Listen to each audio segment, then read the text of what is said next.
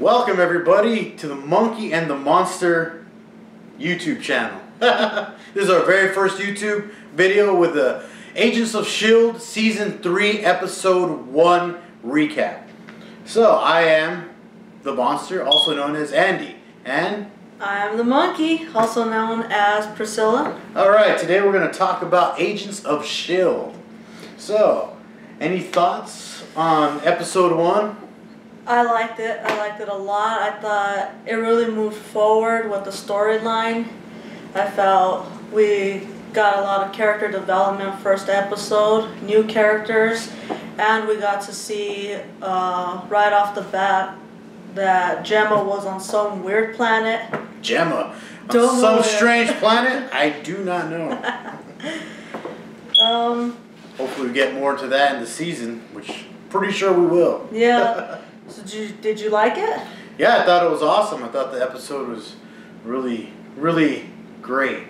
Especially for a first season with the opening of finding, what was his name? Joey. Jose Gutierrez. Kind of going crazy. I like the way how it showed how he doesn't know how to handle his powers or anything that he got yet. He's kind of freaking out, and you see Quake or Sky or Daisy, whatever she is now, coming in. I like when she just goes with her powers and shoots the officer in the car. Did you see it going flying and stuff? I thought that was pretty awesome. That kind of stood out to me there.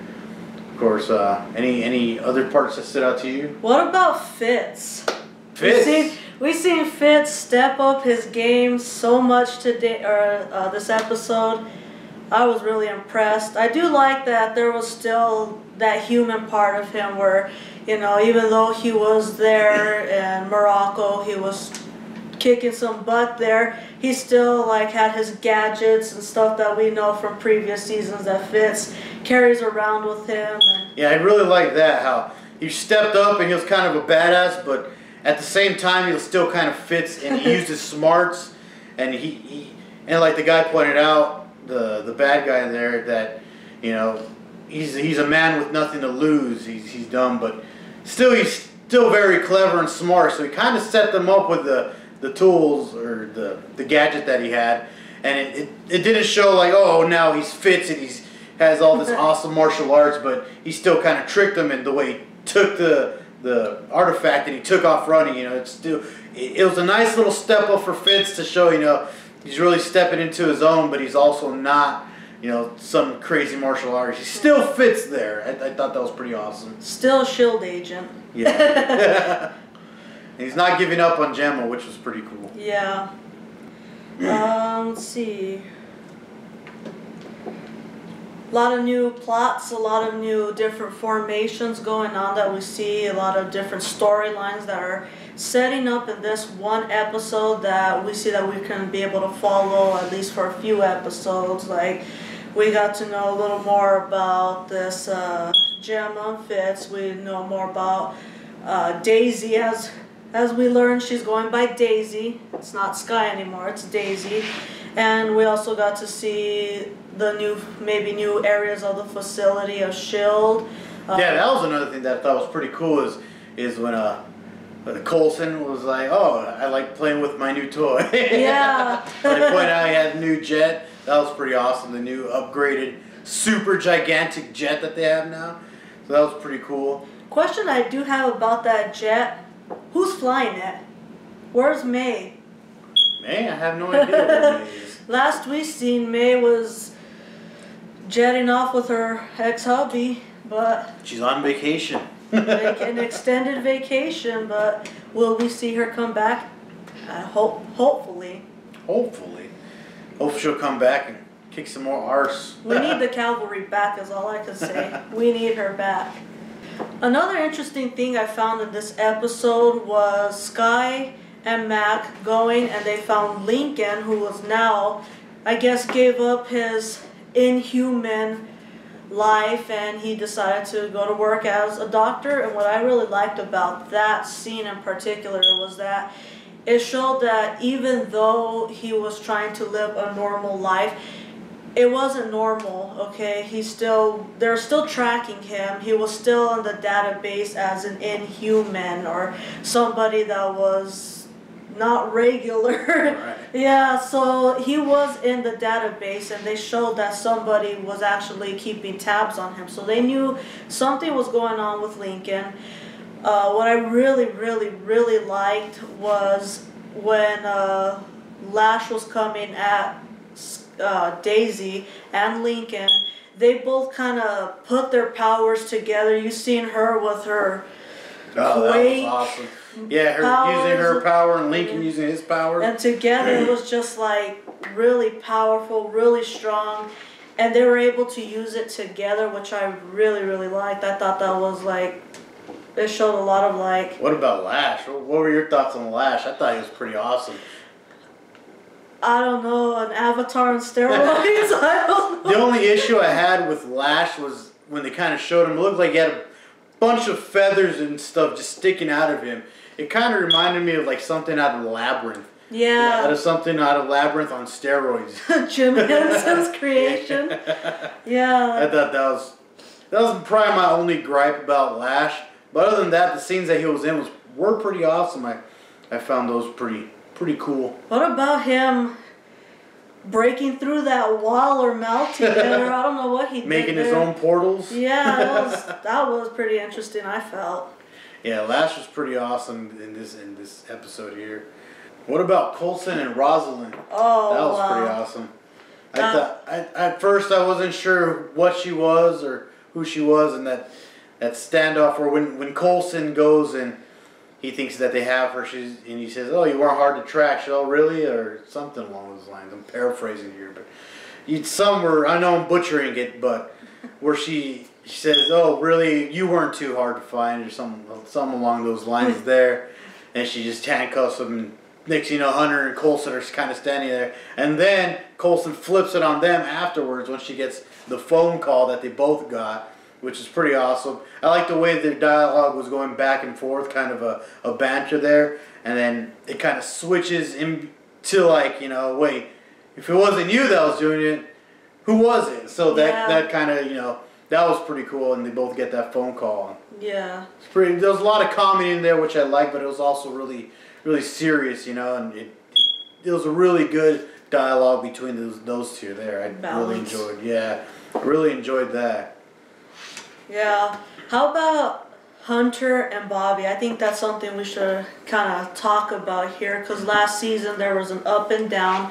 Whether, started out she was the crazy ex-wife that he was talking about. It turns out she works with them as well, and they formed this team, but there was still a little bit of, I don't know, they were on the odds still, and then they were together, then they weren't, and now this season it seems like for whatever reason they started out saying like Hunter, like, I'm not gonna go talk to Bobby, no way you're gonna get me over the room with her. But then towards the end we cut to a scene where we see Bobby and Hunter, and it's like she's asking for her ring back for like a keepsake or a memento, right, in case something were to happen with him, because as we know he's gonna be going after Ward, and he's working as a field agent right now, working out, doing all this stuff, going on the missions, whereas she is pretty much staying behind. She's taking care or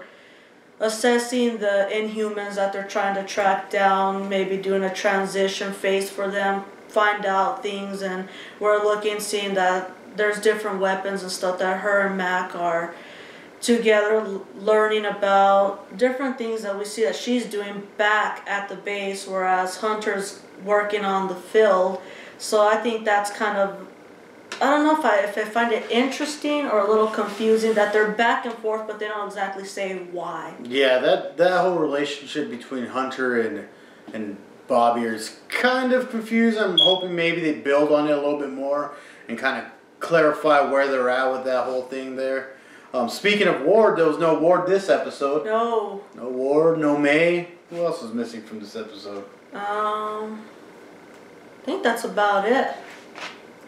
Right, that was interesting though. I do hope that they kind of build on that. And there's talks and rumors that there's going to be a Mockingbird spin-off show. Oh, what are your thoughts on that? I'm excited. to an extent, because I really like what they're doing with S.H.I.E.L.D. right now.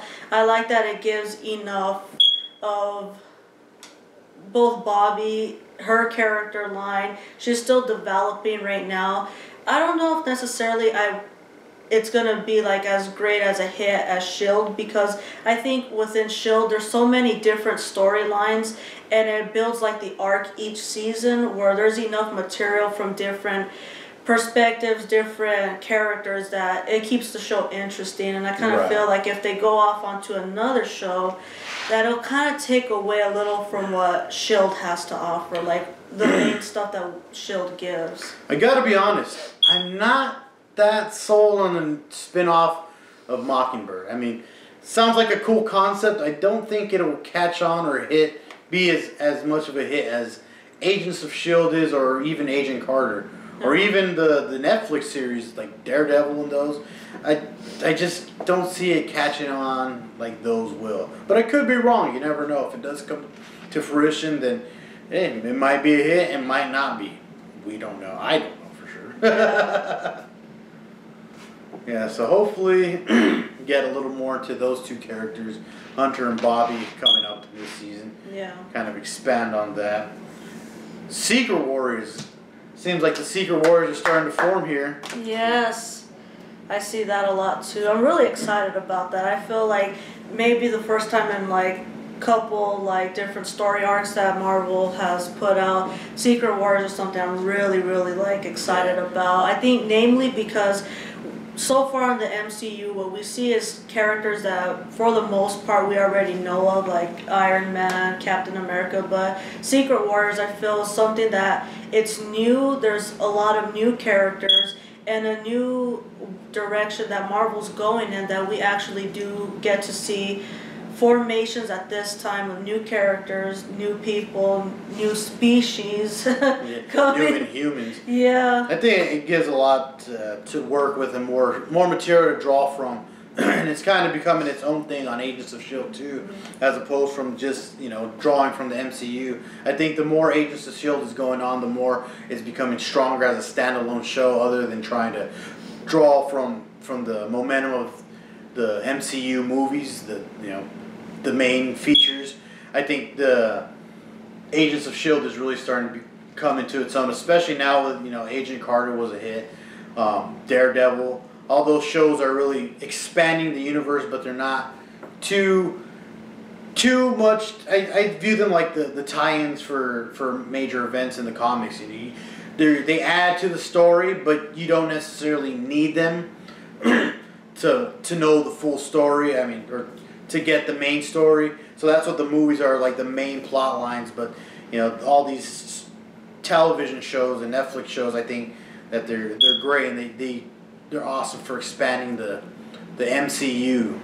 Yeah, I think the same thing. What about a question that this first episode didn't answer for me, and I really kind of want to know maybe throughout the season, is where are the other Inhumans that last season were Sky and Lincoln and Sky's mom? They were all in the sanctuary where they had a lot of Inhumans, and there were so many of them at the time there, and so much so that they had to have a sanctuary for them. But where are they? Why aren't any of them working right now with S.H.I.E.L.D.? Because towards the end, like that last few episodes of last season, we did see that there was some that were kind of like gathering together, ready to like go to the supposed war that might have been happening, that they proposed last season, which didn't happen, but there was enough Inhumans that there was going to be something happening. But this season we just know Inhumans who drink the fish oil, took in the Terrigen, and that's the extent of what we know about them right now. But there was so much last season that we don't see this season. I don't know. Hopefully they do expand into that area of the show and show more of the Inhumans. What I thought was pretty cool is when Coulson's looking at the map and you just see 1 dot, 2 dots, 3 just all showing up and filling the whole map up there of all the Inhumans that are starting to sprout up everywhere. So, I mean, that's kind of to answer your question there. I mean, there's a whole bunch of new ones, and you know, maybe some of the other ones are mixed into there, and hopefully we'll see a lot of them pop up towards, you know, when you get into the season a little bit more further in. How about we talk a little bit about Gemma? Because I think that's a big... It's 12, 13 seconds maybe we see of her, but it made such an impact that we're just like, oh my gosh, she's alive was what we know. Yeah, Gemma's alive. That was the important thing. We weren't sure if she was there or she died or she was gone forever, but now we see she's in some planet far away, you know. It's like a portal into another planet there. I wonder how far they're going to expand onto what that planet actually is. You had a theory on that there? I do have a theory. So I was thinking the monolith being Kree, so we believe at this point it's Kree, and Gemma was somehow taken in or absorbed by it or whatnot, and I was thinking maybe it's planet Hala, Kreelar, which is like a city on planet Hala, what I believe, from my knowledge. Because when I look at graphics online and the comics and stuff, I do see that the planet itself and the places there kind of resemble where Gemma was, in that it's rocky terrain, there's like mountains or rocks like protruding up and like spikes kind of. That's a lot of what we see in Gemma. She was hiding behind them, and then you see up in the sky, there's obviously not within our solar system, planets and weird moons or whatever is up there, and it kind of resembles what I believe to be planet Hala. We don't know yet. Interesting theory. I wonder how far they're going to expand into that. Maybe we'll see some of the Guardians of the Galaxies, like second tier characters, kind of like they did with Lady Sif from Thor, how she appeared in some of the episodes of Agents of S.H.I.E.L.D. I wonder if we'll see anybody from Guardians of the Galaxy appear in Agents of S.H.I.E.L.D. That would actually be kind of cool. I would hope they do use some of those, like maybe a Yondu or something like that. Just somebody from that movie into Agents of S.H.I.E.L.D. I think that would be pretty cool if they can do it organically and it doesn't feel like it's forced, like they just added a character. Yeah. I think that would be really awesome. Something that they can play with there, with the plot points and stuff like that. Or I wonder if they could be introducing the Attilan, the area where the Inhumans lived. Oh. Their empire there. I wonder if we'll ever see like Black Bolt or any of them inside the Agents of S.H.I.E.L.D. or if they're gonna save that for the Inhumans movie. Want to see Black Bolt? Do I want to hear him? I don't know. I don't want to hear him. Yeah.